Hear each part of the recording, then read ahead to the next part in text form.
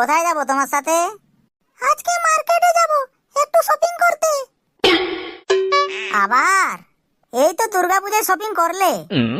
আরে ওটাতে ছিল কাপড়ের শপিং, আজকে জুতোর শপিং করব। তারপর তারপর কি মজার শপিং করবে তুমি?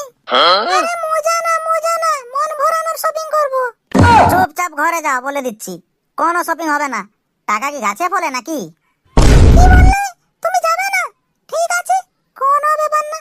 আজকে সারাদিন কোনো খাবারও জুটবে না বলে দিচ্ছি। তুমি রাগ করছো কেন সোনা? আমি তো তোমার সাথে মজা করছিলাম একটু। চলো সোনা চলো, শপিং করে আসি চলো। এই শোনো, আজকে একটু কম জিনিস কিনবে বুঝেছো? টাকার খুবই অভাব। তুমি চিন্তা করছো কেন? আমি তো শুধু দেখবো। ঠিক আছে তাহলে চলো। ভাই ওই লাল জুতোটা দিবেন তো? আরে না না, ওই নীলটাও। আসলে দুটোই দিন। আরে বাপ রে বাপ, আমি তো ভেবেছিলাম একটা কিনবে। এখন তো মনে হচ্ছে জুতো রাখার জন্য আমাকে একটা এক্সট্রা আলমারি কিনতে হবে। No, no, no, no.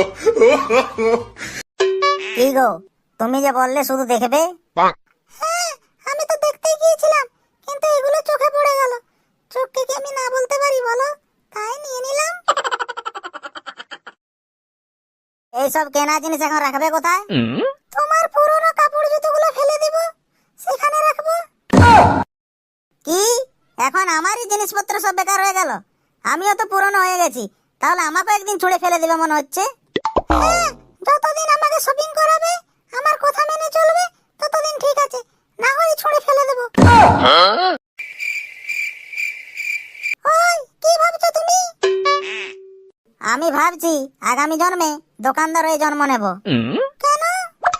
তাহলে তুমি আমার দোকানে কিনবে আর আমার লাভ হবে।你别笑。